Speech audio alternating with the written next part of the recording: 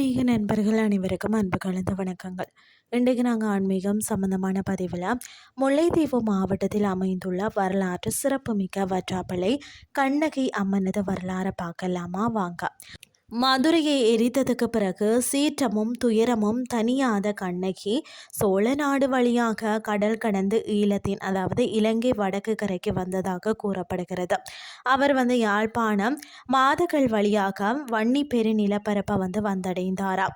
அவ்வாறு அவர் தங்கி சென்ற இடங்கள்ல பலவற்றிலேயும் கண்ணகி வழிபாடும் அம்மன் ஆலயங்களும் தோன்றின.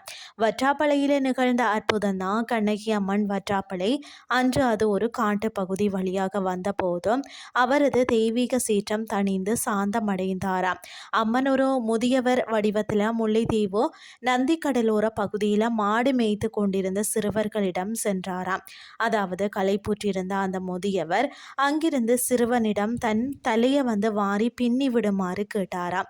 ஒரு சிறுவன் அவரது கூந்தலை வாரி முடிச்சிட்ட போது அவரது தலையில 3 கண்கள் அதாவது முக்கண் இருப்பதை கண்டு பயந்தானாம். சிறுவர்கள் அச்சமடைந்ததை கண்ட அந்த முதியவள் கனப்பொழுதில் அங்கிருந்து மறைந்து அருகில் இருந்த ஒரு பாலை மரத்தின் கீழ் ஒளிவட்டமாக காட்சியளித்து மறைந்தாராம். அம்மன் வரலாத பாலையாக காட்சியளித்த இடமே பார்த்தீங்கன்னா பின்னாளில் வற்றாப்பளை என்று அழைக்கப்பட்டதா.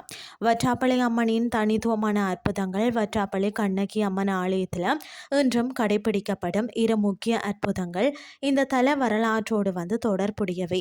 கடல் நீர் விளக்கு எரிதல், அதாவது அம்மன் சிறுவர்களிடம் மறைந்த போதும் அவர்கள் வழிபட நினைத்தனர். ஆனால் அவர்களிடம் விளக்கேற்ற நெய் அல்லது எண்ணெய் இல்லையா. அப்போது ஒரு அசரீரி ஒழித்தது. நந்தி கடலின் நீரை கொண்டு விளக்கேற்றுங்கள் என்று கூறியதா. அதன்படியே கடல் நீரை கொண்டு விளக்கேற்றினர். இன்றும் பார்த்தீங்கன்னா வற்றாப்பளை அம்மன் வைகாசி பொங்கல் விழாவின் போதும் நந்தி கடலில் இருந்து எடுக்கப்படக்கூடிய கடல் நீரை கொண்டு தான் விளக்குகள் எரிக்கப்படுகிறது. இது அறிவியல் உலக வியக்க வைக்கும் ஒரு ஆன்மீக அற்புதம். பாகம்பிரியால் அதாவது பாகை அம்மன் சிறுவர்கள் முன்னிலையில் மறைந்த அந்த பாலை மரம் இருந்த இடம்தான் பார்த்தீங்கன்னா மூலஸ்தானமாக வழிபடுகிறது.